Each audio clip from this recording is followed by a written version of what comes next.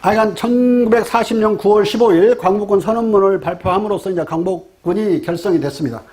전 세계에서 이 1920년대, 30년대에 어느 나라도 24개 국가 정도가 서구 열강과 일본에 의해서 식민지가 되는데, 식민지가 된 나라 중에 임시정부를 만들어서 싸운 나라가 없어요. 한국만 유일하게 싸운 것이다. 이런 사실들이 비교를 안 하니까 잘 몰라서 그런데 유일하게 싸웠고, 그 장개석이 이렇게 놀란 것도 안중근에 이어서 두 번째 이 거세게 놀란 것도 다 이유가 있는 겁니다. 뭐 어디다 떼떡에서 하나 한 게 아니라 이미 안중근이 그런 일이 있었고, 또 윤봉길이 해내고 그러니까, 그리고 지휘로 원수를 상해 대학살 주모자를 윤봉길이 처단했으니 얼마나 고마운 일이에요. 자기 나라 일이 직접적으로는 아닌데, 물론 간접적으로는 자기 나라 일이지만 놀래서 이렇게 한 겁니다. 특별한 인연을 맺게 되는 거예요.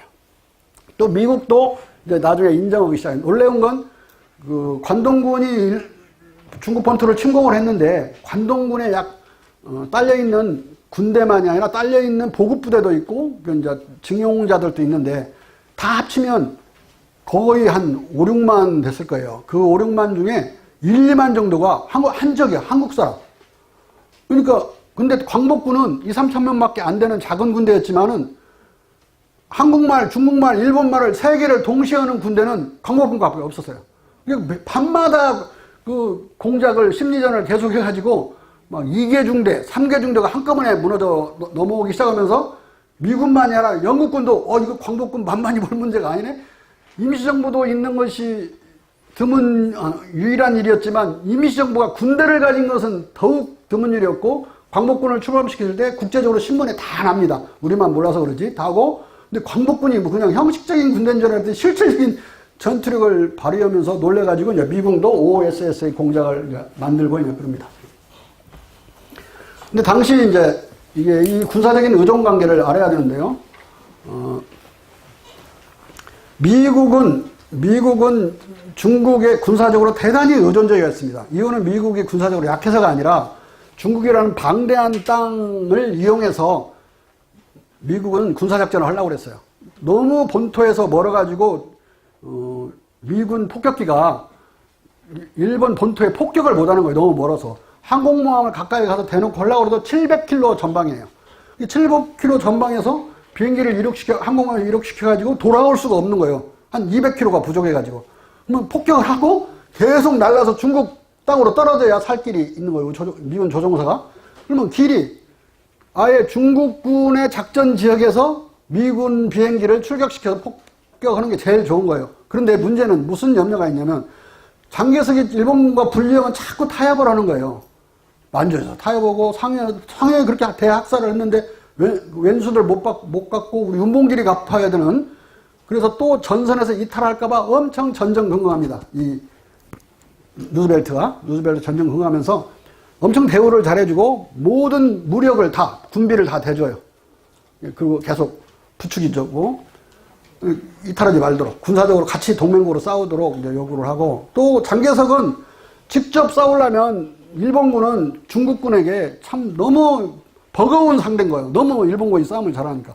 근데 광복군은 아주 요령껏 군대를 무너뜨리는 그 공작을 할 수 있는 그런 군대라, 윤봉길 사태에도 그 의거에도 감탄했지만은 너무 여기 그 감탄해서 대단히 군사적으로 의존적이었습니다. 그러니까 중경 임시정부가 결정을 하면 거의 받아들여야 되는 그런 의존관계에 연쇄적으로 들어있었습니다. 이 의존관계를 이용해서 카이로 선언이 만들어지는 거예요. 그런데 1942년 벌써 중반을 넘어가면 이상한 소문이 돌아요. 미국 조야에 한국을 바로 해방하지 않고 40년 신탁 통치를 한다, 또 수십 년을 한다, 50년을 한다, 막 이상한 보도들이 많이 나와서 중경 임시정부 내에 특별위원회를 설치합니다. 이걸 조사하고 미국 의사를 정확히 타진하고, 그때는 국제공관이라고 했습니다. 신탁통치라는 말을. 신탁통치안을 무력화시키는 투쟁을 개시한다. 그리고 42년 후반부터 계속 투쟁에 들어갑니다. 들어가서 뭐 투쟁을 할 게 뭐가 있겠냐 그러겠지만 정치 투쟁을 해야 되죠. 많은 중국 저명 인사들의 도움을 받고 그들과 같이 걸기대회도 하고 뭐 공원에 모여서 이제 성토대회도 하고 연설대회도 하고 계속 그래 해서 그걸 바탕으로 그걸 배경으로 장개석에게 이제 면담을 요청합니다.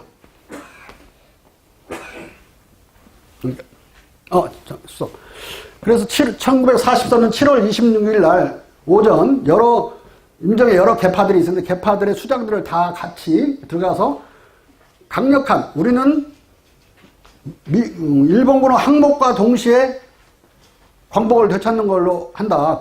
다른 의사는 우리 없으니까 딴 소리 하지 말아라. 이 말을 꼭 해줘야 됐었는 게 너무 미국의 조야에서 그러니까 장개석도 신탁통치안을 고이 반절 받아들였어요. 심리적으로. 그럴 수밖에 없는가 보다 이런 상태에 있었는데 만나보니까 웬걸 중경의 우리 임정 요인들의 의사가 너무 강경한 거예요. 거기서 깜짝 놀래가지고 알았다고. 그리고 이제 몇 개월 있다가 카이로로 그냥 비행기로 날아가는데 하루 전날 루즈벨트를 만나요. 루즈벨트를 만나서 한국의 즉시 독립을 제일 먼저 말합니다. 근데 그 장개석의 일기를 보면 일기에도 그렇게 써놔서 제일 먼저 이걸 해결한다. 한국의 독립 문제를 해결한다. 또 실제로 또 그렇게 해요. 왜냐하면 미국의 기록을 보나 그 당시 만나서 밥 먹을 때 그 기록을 보나 중국 측의 기록을 보나 두 개가 똑같아요. 제일 먼저 이걸 분명히 그러니까 이제 40년 신탁통치안을 이렇게 가지고 있던 사람이 이거 강력하게 주장하니까 거기서 반대로 주장하면 깨져버리잖아요. 결렬되니까 그냥 받아들이는데 그래서 찜찜한 거예요. 루즈벨트. 뭘 의심하냐면 속방체제를 옛날 조선처럼 이 중국이 속방체제를 복원하려고 한다. 그렇게 의심을 해요. 해가지고 만나는 다른 나라 프라임 미니스터 뭐 영국의 처칠이나 뭐 또 스탈린이나 만나면 장개석이 옛날 봉건적인 소지렌티 속방 체계에 관심이 있다. 막 이상한 소문을 내요. 근데 장개석 앞에서는 못해요. 결렬될까봐. 그래서 이제 그래도 이제 집어넣은 게 at the proper time 적절한 때에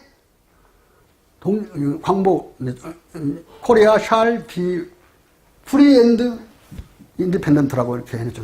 at the proper time. 그래서 처칠이 보고 처칠이 엄청난 영국 언어의 귀재입니다. 그 사람이 쓴 것도 2차 세계대전에 그런 걸로 노벨상을 탔는데 전쟁한 사람도 노벨 평화상을 줄 수가 없어서 그랬는지 몰라도 하여간 문학상을 줬어요. 문학을 영어를 잘하는 사람인데 그걸 인듀 코스라고 고칩니다.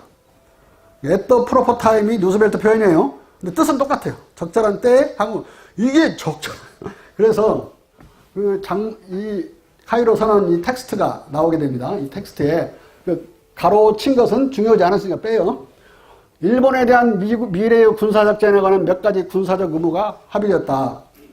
일본이 1914년 제1차 세계대전 개시 이래 장악하고 점령한 태평양의 제도서를 박탈하고 일본이 중국인들로부터 절취한 만주, 대만, 평화도 등 모든 영토를 중화민국에 회복시켜야 한다는 것이 연합국의 목적이다. 일본은 폭력과 탐욕으로 빼앗은 다른 모든 영토로부터도 해방될 것이다. 추방될 것이다. 여기에 이제 우리가 해당되는 거예요. 그건 1차 세계대전은 우리는 관계 없으니까. 앞에 말한 새 강대국은 한국 백성, 더 people of Korea의 enslavement, 노예 상태를 유념하고 mindful of the enslavement of people of Korea라고 되어 있어요. 적절한 시점에 인두 코스로 바뀌어 있죠. 이제 발표 원문은 한국이 자유 독립할 것을 Korea shall be free and independent를 결의한다. 이런 목적을 염두에 두고 새연합국은 일본의 무조건 항복을 이야기하는 데 필요한 심각한 장기작전을 계속 견뎌낼 것이다. 이렇게 되어 있는데요. 이걸 분석해보면 아주 흥미로운 결과들이 나옵니다. 첫째, 일본 점령 동남아 9개국에 대한 언급 없이 한국만, 코리아만 2번을 말을 해요. 그러니까 마치 카이로 선언은 코리아 선언처럼 이게 된 거예요, 내용이. 얼마나 장개석이 사실 사활을 걸고 그 이해관계를, 이 중경 임시정부 이해관계를 반영했는지 알겠죠?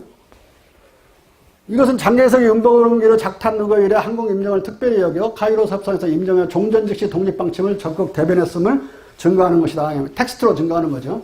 그다음에 두 번째, 고종이 서북간도와 북은 각지 인민에 대한 치규 1909년 3월 15일 날 발령을 했는데요.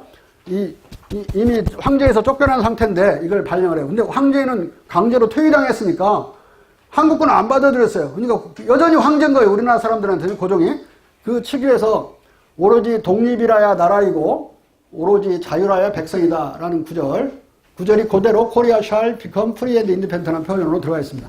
중국은 자유와 평등이라는 구절은 엄청나게 많이 써요. 근데 우리 독립군들만 자유와 독립이란 말을 씁니다. 근데 언제부터 썼느냐? 안중근 때부터 써요. 안중근은 어디서 따서 쓰느냐? 여기서 따서 쓰느냐? 안중근이 그러거든요. 취조당할 때 황제의 밀지를 읽었다고 그래요. 이거 읽은 거예요, 이거.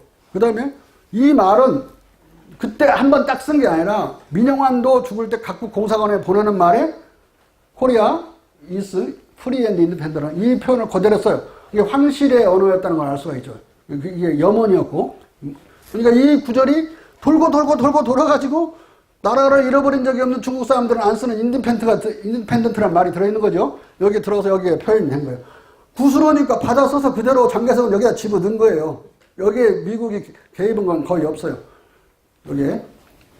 그 다음에 이제 적절한 시점에 인디코스라는 표현은 모호한 의미인데 적절한 시점이 군사적 의미면 종전 즉시를 뜻하지만 정치적 의미 또는 경제적 의미 막 이렇게 확대되면 한국의 정치적 성숙 시점을 뜻하고 그때까지 신탁 통치를 실시할 여지가 있습니다. 일부러 모호하게 여기서 해코지를 딱 누즈벨트가 했다는 걸 알 수가 있어요. 누즈벨트는 장개석에 양보하는 척하면서 모호한 표현을 집어넣는 트릭을 부린 것이고 이것은 나중에 이제 어떻게 되는지 알겠죠. 이 운명은.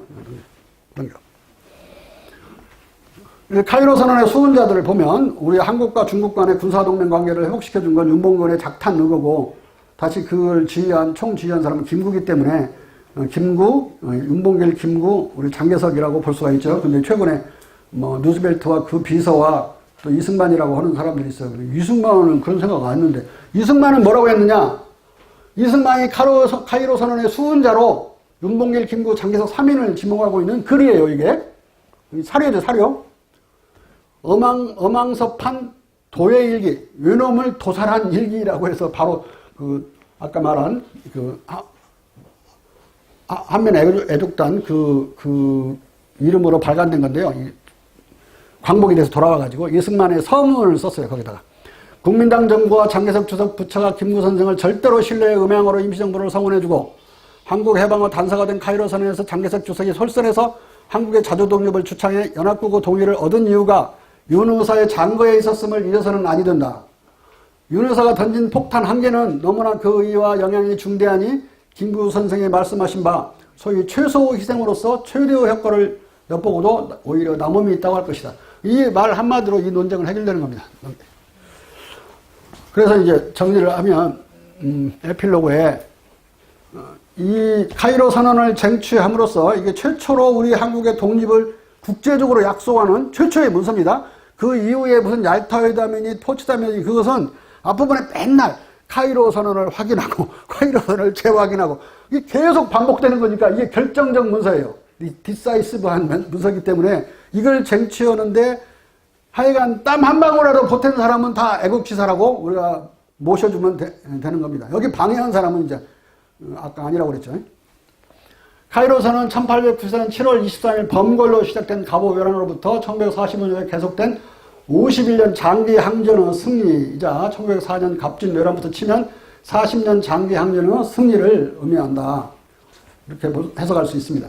대한민국은 3.1운동의 대한독립 만세의 함성 속에서 윤봉길의 작탄 의거 대폭음 속에서 임시정부와 광복군의 육탄 적혈 속에서 탄생했다. 광복군 선언문에 이런 말이 있어요. 육탄이 아니면 문족을 구할 수 없고 또한 적혈이 아니면 독립을 쟁취할 수 없다. 그런 규절이 있는데요. 이제 독립군의 구호죠. 육탄 적혈이. 육탄과 적혈로 쟁취된 카이로 선언은 광복전쟁의 승리와 대한민국 탄생을 알리는 국제적인 승전보였습니다. 그러니까 미군이 우리나라 탱크로 진주하니까 한국이 독립되고 그런 거 전혀 아니라는 거. 이 자체가 그야말로 육탄과 적혈로 쟁취된 산물이라는 걸 마지막으로 기억을 하시면 오늘 본전을 찾는 거 아닌가 이렇게 생각합니다. 이걸로 마치겠습니다.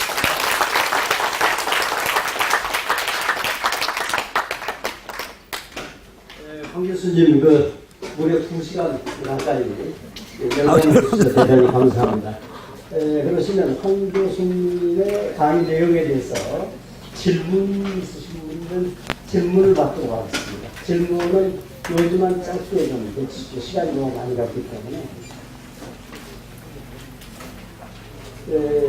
워낙 특별한 주제를 가지고 새로운 내용을 강의했기 때문에 질문이 많아서 이쪽으로 생각을 했는데 저 질문.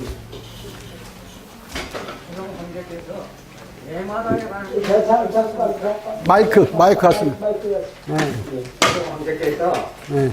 울릉도는 언급하셨지만 대마도에 관해서는 언급한 적이 있으십니까? 예, 대마도는 우리나라 땅이 아니라고 국제문서에 많이 되어 있어가지고 거기까지는 얘기하지 않았습니다. 또 질문이 있으십니까? 예, 예. 네, 맞습니다. 저 교수님께서 아까 그 광복군이 2차 대전에 상당히 그 많은 의자가 참전한 것처럼 그렇게 말씀하셨는데요. 실제 기록에 보면은 OSSA 요원들 몇십 명 정도가 영국군하고 공동 작전을 했다 하는 정도의 기록이 있습니다. 그러면 그것이 너무 과장되지 않았는가 하는 생각이 들고요. 또 하나는 이제 아까 그 신탁 정치 문제가 이제 그 신탁 정치 한다고 했을 때 소련이 참가를 안 했으면 4대국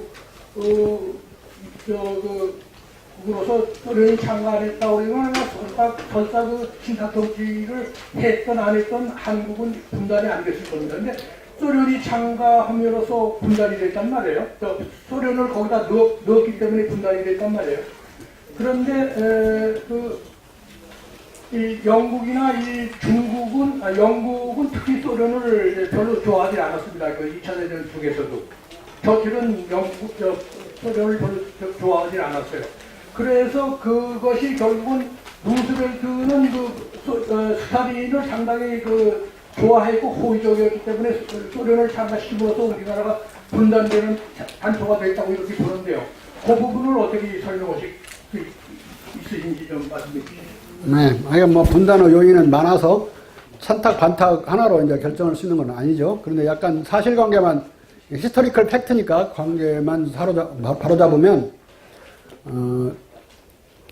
4대국이 모여서 해야 되는데, 소련 스탈린은 어려워서 카이로까지 올 수가 없어갖고, 그냥 테헤란까지만 옵니다. 그래서 12월 1일 날 카이로 선언이 발표되는 걸로 합의를 하고, 3국은 그걸 들고 누스벨트가 테헤란으로 날아가서 뒤에 이제 스탈린의 사인을 받아서 발표를 하게 됩니다. 근데 그 과정은 금방 말씀하신 것 안에 약간 의심을 하는데 누스벨트에 대해서 누스벨트가 거의 착각한 게 있어요. 아까 말씀드렸던 장개석은 속방 체계를 복원하려는 생각이 전혀 없었습니다. 그 말을 여러 번도 확언을 해줘요. 이 누스벨트한테. 근데 계속 의심을 해요. 그러면 속방 체계를 복원을 하려는 장개석을 견제하는 세력으로 소련을 생각한 거예요. 소련이 사인을 해야 된다고 계속 생각을 했는데 전체적으로 크게 보면 찬탁, 반탁이나 이거보다도 조금 의심하셨던 누스벨트의 잘못된 어떤 실책이 나는 들어있다 이렇게 생각을 합니다. 그런데 문제는 소련군도 이미 얄타회담에서 그 참전을 하기로 약속을 한 상태라 모두게 또 할 수도 없는 거예요. 이게 결국은 크게는 세력관계로 결판이 나서 그런 분단이 된 걸로 봐야지 거기서 누가 어쩌니 사람을 따져서 누구는 나쁘고 좋고 한다는 건 조금만한 의미밖에 없다. 그리고 다만 하나 이제 팩트는 5년 모스크바 삼상회의에서 이제 미국이 5년 신탁 통치안을 내놓으니까 소련도 반대하고 영국 외상도 반대를 했거든요. 그러니 이게 삼상회의가 결렬되게 생기는 거예요. 소련이 며칠 밤을 자고는 3년으로 하자라고 이제 3년을 안을 내놓으니까 이제 마지못해서 영국도 합의를 하고 미국은 그거 좋다고 해서 이제 3년 신탁 통치안이 거기서 가결이 돼서 통보가 되는데 우리나라 보도 과정에서 동아일보가 오보를 하는 통에 소련이 신탁 통치를 하자고 그랬다 이렇게 오보를 하는 통에 이제 또 이상한 오해가 생기고 난리가 나고 그러죠. 또 공산당도 반탁으로 나왔다가 3일 뒤에 찬탁으로 바꿔 들고 나오고 이런 일들이 있는데 그것은 저는 에피소드고 크게는 4대 강국의 강력한 힘의 대결 속에서 한국이 분단된 것이다. 그건 아직도 그때까지도 우리가 우리의 힘을 광복까지는 힘을 모았지만 우리를 분할하려는 힘과 싸울 수 있는 힘은 아직 못 모았었다. 이제 힘을 모아서 통일을 시켜야죠. 이렇게 답변을 드리겠습니다. 네. 네, 광복군 승무제에 대해서 또 질문하셨는데. 어떻게? 광복군의 과장된 거 아니냐? 네. 원래 광복군은 300명 정도로 출발합니다. 그 다음에 바로 500명 정도 되고, 이제 막 탈출자가 많으면서 800명 되고, 해방돼서 돌아올 때쯤 돼서 막 이제 인기, 이 상품이 돼요, 광복군이. 그래가지고 이제 심지어 박정희조차도 광복군으로 돌아오거든요? 뭐, 그 자격으로 오지는 못했지만, 아무튼 광복군이었어요. 그럴 정도로 인기가 많아진 때는 이미 전쟁이 다 끝나고 아주 인기이 됐을 텐데, 전쟁을 한참 할 때 최대로 늘어난 병력이 2,500명 정도 됩니다. 물론 그 병력이 모조리 OSS 일을 한 거 아닙니다. 거기서 또 골라갖고 아주 특수 공작을 하기 위해서 아주 훈련된 사람만 뽑은 거고, 나머지는 도처에 흩어져서 작전을 하고 있었습니다. 광복군은. 그 단위가 5,000명, 아니 3,000명이 한꺼번에 모여 있는 경우는 없었지만은 200명, 300명, 400명 지대들이 쭉 펼쳐져 있었어요. 그것과 합치면은 그렇게 OSS 하나로 단순화되는 건 아니고, 그 OSS 하나로 또 과장하는 것도 아니라고 볼 수가 있습니다. 네. 그런데 어떤 기록에는 400명 정도가 광복군이었었다 이렇게 나와 있는 기록이 있단 말이에요. 최초의 광복군인 사람들은 자기들 빼놓고 다 가짜라고 하는 사람들이 많아가지고. 근데 실은 나중에라도 일본군 하다가 온 사람들도 광복군으로 재편성된 건 기록상으로는 확실하거든요. 그들도 광복군으로 저는 편성을 해야 된다고 봅니다. 그래도 사선을 넘어서 온 사람들이니까. 그런 식으로 따지면 이제 우리 장주나 이런 분들도 그 일본군 출신들이죠. 그렇지만 나중에 이제 광복군이 된 거고. 그런 분들이 숨어서든 드러나게든 싸워서 힘이 됐기 때문에, 광복군이라는 존재가 알려지고, 광복군의 역할을 할 수 있는 공간이 생기고, 미국이라는 데도 완전히 무시하지 않는 군사력이 됐다고 해석을 해야 되는 거 아닌가 이렇게 생각합니다. 물론 이견이야 많이 있을 수 있지만, 중심고리는 놓치지 않아야 된다고 생각합니다. 과장이냐 아니냐도 이제. 네. 대한민국 그 임시정부 시작일을 언제로 교수님 보고? 4월 11일 날로 이제 공식적으로 되어 있죠. 이것과 관련해서 대한민국은 언제 건국됐느냐? 4월 11일 날 건국됐습니다. 그러면 그날을 건국절로 해야 되느냐? 그건 아니에요. 건국을 우리나라가 엄청 많이 해요. 단군도 건국을 하시고, 고려 태조도 건국하시고, 뭐 삼국, 고구려, 뭐 백제 다 건국을 합니다. 조선도 건국하고, 대한제국도 건국됐고, 아무거나 하나씩 잡아서 건국절 만들기로 하면 맨날 우리 쉬어야 돼요. 근데 그 많은 건국 중에 우리는 하나 딱, 당군이 신단수에서 한 거 하나를 대표 건국절로 해서, 이제 그걸 개천절로 해서 그걸 기념하는 거니까, 또 건국절을 만들자라는 것은 개천절 없애자는 이야기랑 똑같아요. 그리고 광복이라는 말은 이미 나라가 있었다는 뜻입니다. 빛을 잃었는데 그 빛을 되찾았다 이 말은 옛날에 광명한 나라가 있었던 거예요. 영광된 나라가. 그게 이제 대한제국이고 대한민국이었던 거예요. 그걸 되찾은 것이니까 건국절을 또 만들자는 얘기는 또 동시에 개천절만 없애는 게 아니라 건국절도 없애버리는, 아니지, 광복절도 없애는 거예요. 이제 두 개의 의미론상으로 충돌합니다. 히아투스가 일어나요. 그래서 그 48년 당시에도 많은 학자와 정치인들, 이승만 대통령을 포함한 사람들이 다 고민하던 끝에 이게 딱 좋다. 응? 개천절, 정부 수립일, 광복절. 이게 가장 좋은 3자 이 트라이앵글 시스템이 좋다 해서 결정된 것이고, 건국을 했다고 인정하는 것이 그날을 건국절로 하자라고 하면은 제가 볼 때는 좌익 쪽에서 너무 오버하는 거고, 그 자체 건국도 아니라고 48년이 건국이라고 주장하는 사람들은 이제 그 임시정부를 무시하는 거니까 그 너무 또 오른쪽으로 가가지고 국민 분열시키기 딱 좋다. 그냥 원래 있는 대로 하는 게 국민이 단합돼서 가는데 가장 최적이라고 생각합니다. 네, 오늘 2시간 동안 연락을 해주신 우리 황 교수님 다시 한번 박수로. 감사합니다. 그럼 이상으로 제67차 문화적 역사문화 강좌를 모두 마치겠습니다.